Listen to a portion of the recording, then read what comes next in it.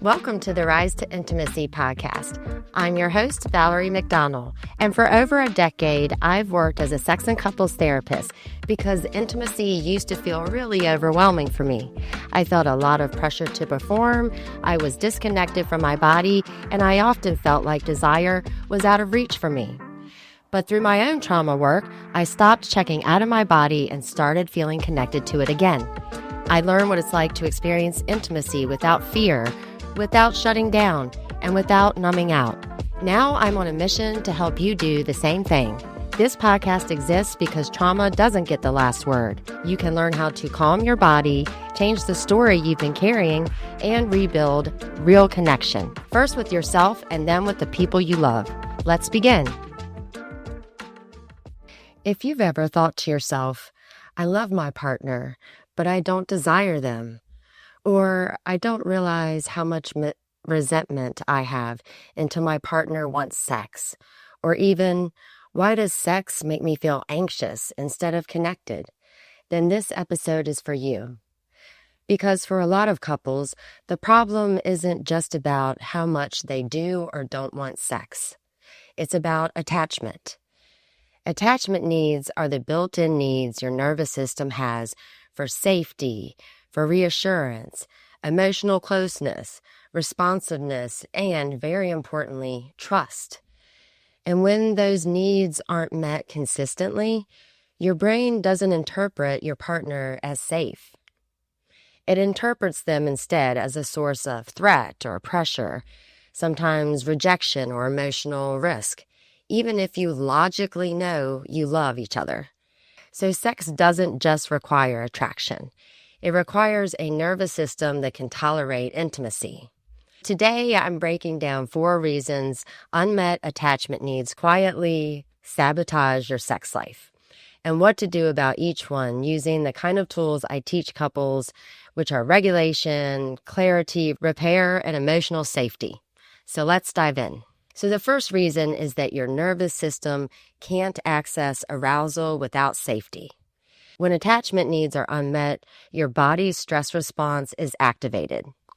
And research shows adult attachment insecurity is linked with stronger stress responses, including cortisol patterns, which are the same stress hormone systems that affect desire and arousal and your sexual functioning. And really, that makes sense. Because if your nervous system expects conflict or rejection, criticism, or emotional unpredictability, your body will prioritize protection over pleasure. So if you've been trying to fix sex without addressing emotional safety, it can feel like you're trying to have a romantic dinner in the middle of a fire drill. So how this shows up in therapy with my clients: they might want sex in theory, but in the moment, their body feels tense, numb, disconnected, or frustrated. Or sex can start to feel like a performance review. Or they can't stay present because their mind is scanning for what might go wrong. So this situation may show up in a client in therapy who has a history of childhood trauma. The client may have grown up in a home where unpredictability was the norm. Their parents may have been abusive or neglectful, and based on this, the client may be managing an insecure attachment. And with a trauma history, it's especially important to ensure that emotional safety exists so that the body feels safe enough to be vulnerable for physical intimacy. But if emotional safety is fragile, this client may start avoiding sex or dissociating during sex as a protection strategy, despite wanting to be close to their partner. And then their partner may start trying to fix the problem by creating more moments for physical connection in an attempt to get closer to their partner who seems to either be shutting down or pulling away. But unfortunately, this then sets off the warning bell inside the partner with a trauma history, and therefore inside their mind and their body. Here are some tips that you can do to get into a regulated space before initiating sex or even talking about sex. You can take 3 slow exhales and this will calm the nervous system. The important thing here is to have a longer exhale versus your inhale. You can also be more present with your body by putting one hand on your chest and one on your belly. And then each of you asking each other, right now, what would help my body feel safe with you? So not what's wrong with you, or not why don't you want me, but what helps your body feel safe with me? Okay, and then the second reason is when you don't feel emotionally met, desire drops. So in long-term relationships, sexual desire is strongly linked to perceived partner responsiveness. This is feeling understood, cared for, and emotionally prioritized. Therefore, having your emotional needs noticed and met. But when responsiveness goes missing, especially repeatedly, your system stops reaching out for connection. And one large study found intimacy and partner responsiveness were positively associated with sexual desire. And avoidant attachment-related needs were negatively associated with desire. So how this might show up is you crave closeness, but daily life feels lonely. Or your partner is physically there with you, but emotionally unavailable. Or you're managing the household, the kids, the mental load, and you don't feel cherished, or you feel taken for granted. So in therapy, sometimes when a client struggles with reaching orgasm or getting or maintaining an erection, this can trigger their partner's unmet attachment needs. For example, the struggle with orgasm or erection becomes a sign of lack of responsiveness to the other partner. And then, if that partner has an anxious attachment, they may start seeking reassurance by pursuing more sex. However, the increase in initiation of sex puts more pressure on the partner who is struggling with an orgasm or erection.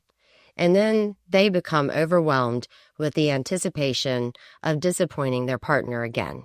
So they withdraw while their partner pursues. And then safety decreases, anxiety and pressure increases, and sex stops altogether. So what you can do for this is once a day for 5 minutes, one partner can state, "One moment today I needed you emotionally was," and then fill in the blank. The other partner should respond with validation and one concrete action. Something like, "That makes sense," that's the validation. "I can do," fill in the blank, "tonight or tomorrow." So that's the concrete action. And this matters because responsiveness outside the bedroom creates the emotional climate where sex becomes appealing again. So the third reason is anxious attachment turns sex into reassurance, and that kills erotic freedom. So when someone has more of an anxious attachment, sex can start functioning like proof of love, proof of security, or proof that they're chosen. But the problem is when sex becomes a security strategy, it creates pressure. And pressure is one of the fastest ways to collapse desire for both partners. So a major review of adult attachment and sexual functioning found anxious and avoidant attachment were related to sexual difficulties and less satisfying sexual relationships. And research suggests insecure attachment relates to lower sexual satisfaction, partly through mechanisms like sexual anxiety and low sexual self-esteem. How this typically shows up is someone may be thinking, if we're not having sex, I feel rejected, or I need sex to feel close to my partner. Initiation may feel urgent or loaded, and one partner typically feels chased while the other feels chronically unwanted. Let's look at an example of this cycle from the lens of a typical couple who might show up in therapy. One partner initiates sex often and says that they only feel connected to their partner when they have sex. Their partner then participates in sex but is often disengaged due to wanting to meet their partner's needs, but also struggling to be present during sex due to managing a long list of items on their to-do list that is constantly spinning in their head. So then the partner who initiates sex starts picking up on their partner's lack of engagement, but they interpret it as lack of interest or lack of desire. And due to their unmet attachment needs, they may also view it as lack of love and lack of worth. So they start to initiate sex more, taking on the role of the pursuer. But when their partner says no, or when they perceive their partner as not really wanting to be there and just appeasing them, they start to criticize their partner, which only serves to push them away. Because now their partner's unmet attachment needs are also activated, which then causes them to take on the role of the person who withdraws. For this client, their behavior may look like dissociating during sex, which is essentially not being present, or coming up with excuses to avoid having time for sex. Because this partner feels as if no matter how much they give, no matter how much they have sex with their partner, it's never enough. So here the pursue-withdrawal cycle starts and then continues to repeat, due to this couple being unsure how to regulate their nervous systems when triggered, and then initiating conversations afterwards in order to be calm enough for effective connection and understanding to occur. What you can try is some reframing. Instead of thinking or saying, "You never want me," say, "When we go a long time without physical closeness, my brain tells me I'm not important to you, and then I get nervous." That shift removes coercion and brings the real need into the light, which is reassurance, closeness, and security. And so the last reason your unmet attachment needs may be sabotage in your sex life is that avoidant attachment deactivates closeness, and then sex becomes disconnected or something to avoid. So avoidance strategies aren't about your partner not loving you. They're about staying regulated by staying independent. So when intimacy rises, the avoidant nervous system often downshifts. This looks like less emotion, less vulnerability, and less neediness. And one well-supported pathway here is communication, because insecure attachment is associated with sexual dissatisfaction, in part because people inhibit communication of their sexual needs. If you can't safely say what you want or what you don't want, what feels good or what feels scary, sex becomes either mechanical, infrequent, or quietly resentful. So how this might show up is the person who says, "I'm fine," but clearly they are not. Or shutting down during times where their partner may be trying to talk about sex. Or having sex without being emotionally present. And also avoiding sex because it feels like too much.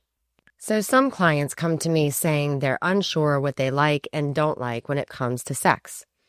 These clients may have received negative messages around sex growing up, such as sex before marriage is a sin. Good girls only have sex with their husbands. So most of their lives, they've avoided talking about sex, or they felt guilty to do so. But then they grow up lacking the freedom to explore their sexuality without limits. And when they get married to someone who enjoys sex and views it as a natural way to connect intimately in a romantic relationship, they end up avoiding sex altogether because they simply have no sexual template, because they don't know how to talk about sex with their partner and how to set boundaries during sex so that they can feel comfortable and safe enough to notice what brings them pleasure. What you can do in this case is once a week, take 10 minutes and create a low-pressure environment where each partner shares one yes, one no, and one maybe. Example, yes may be a longer kiss. A no may be talking about frequency of sex when we're already in bed. A maybe might be morning sex, but if we plan ahead. What I want you to take away from this is if sex has become tense, distant, pressured, or disconnected, It may not be about attraction. It may be your attachment system saying, I don't feel safe enough to be open for sex. And the goal isn't to force sex back online. Is to rebuild the emotional conditions where sex becomes a natural expression of closeness again. And if you want help doing that, please head over to my website, risetointimacy.com, and book a consultation with me. I can't wait to talk to you. Thanks for listening to the Rise to Intimacy podcast. If today's episode resonated with you, know that healing is possible and you don't have to do it alone. If you're enjoying the show, please leave a rating and review for us at ratethispodcast.com/rise. It really helps others find us, and I'm so grateful for all your support. You can learn more about my coaching packages for individuals and couples at risetointimacy.com. And remember, sex therapy isn't for people who are broken. It's for people brave enough to look beneath the surface.